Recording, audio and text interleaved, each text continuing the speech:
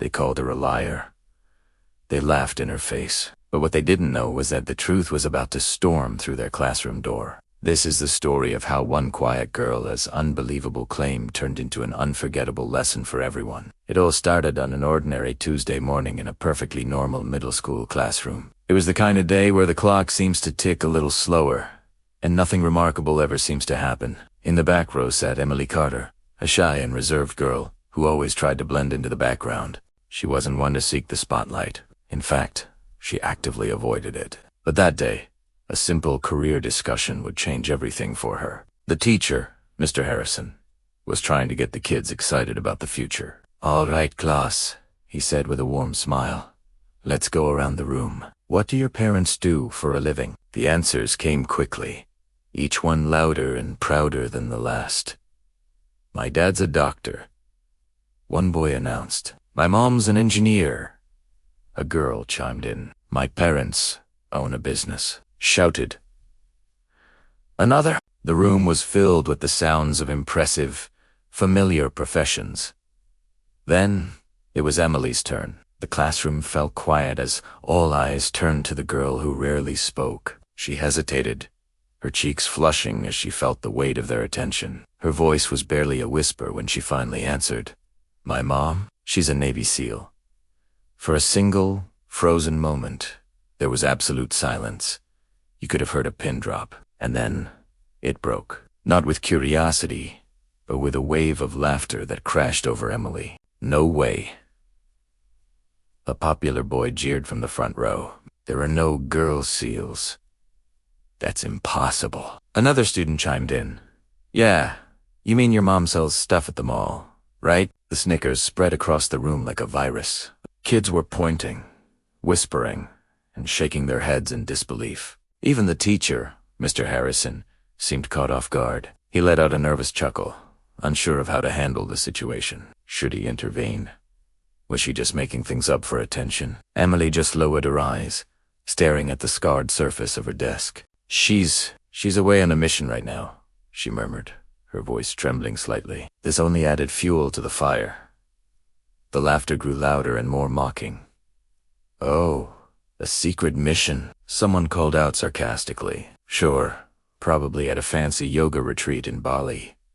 The insults kept coming. Emily didn't respond. She just retreated further into herself, packing her notebook away and wishing she could disappear for the rest of the day.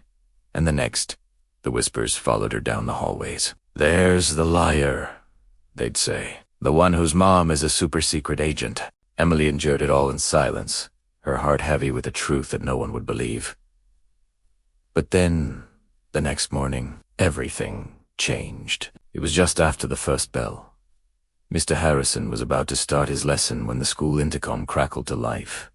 A jarring burst of static that made everyone jump. A tense, urgent voice filled the air. "Attention, all students and staff. Please remain in your classrooms. This is a lockdown drill. I repeat, this is a lockdown drill." Something about it felt different. Lockdown drills were usually announced in advance. T were slow, almost casual. This was sudden. The voice on the intercom sounded genuinely stressed. An uneasy silence fell over the classroom as students exchanged nervous glances with T's real. Suddenly, a new sound cut through the quiet. Heavy, rhythmic footsteps, echoing from the main hallway. Boots on linoleum, moving fast. Too fast for a teacher or a principal. Doors in the distance were heard swinging open with force.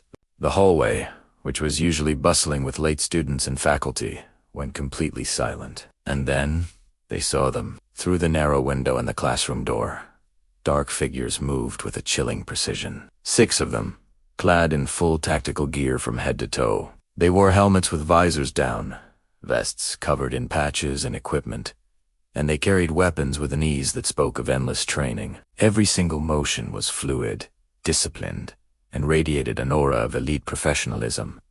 They weren't police officers. This was something else entirely.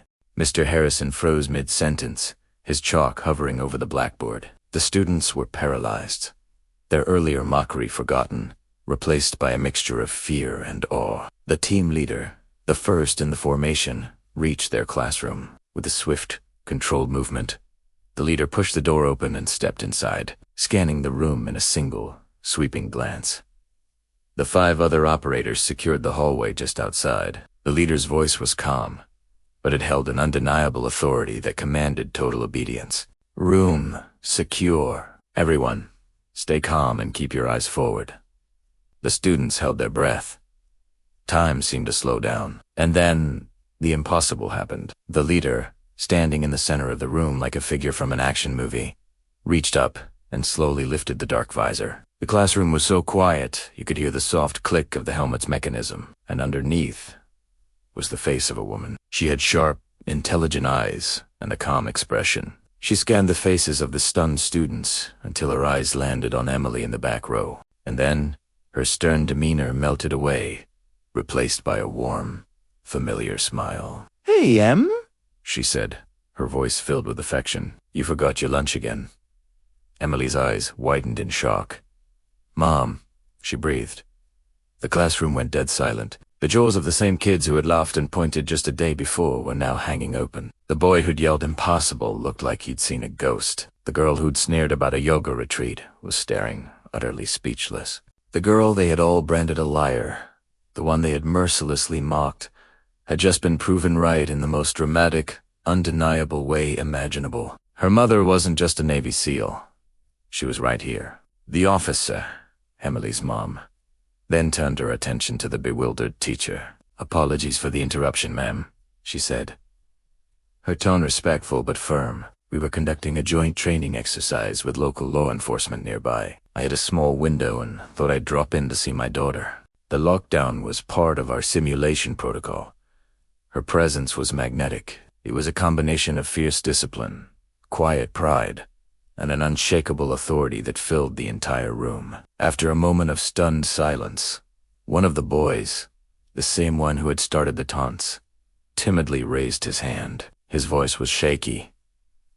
"Imam, are you really a SEAL?" Emily's mother offered a faint, knowing smile. She didn't need to say a word. She simply tapped the golden insignia pinned to her uniform, the iconic trident, with its anchor, eagle, and pistol, the symbol of the Navy's most elite warriors. "Every mission, every storm, and every sacrifice I've made says so," she answered softly, but with a power that resonated with everyone. Another student near the front whispered in total amazement to his friend. She wasn't lying.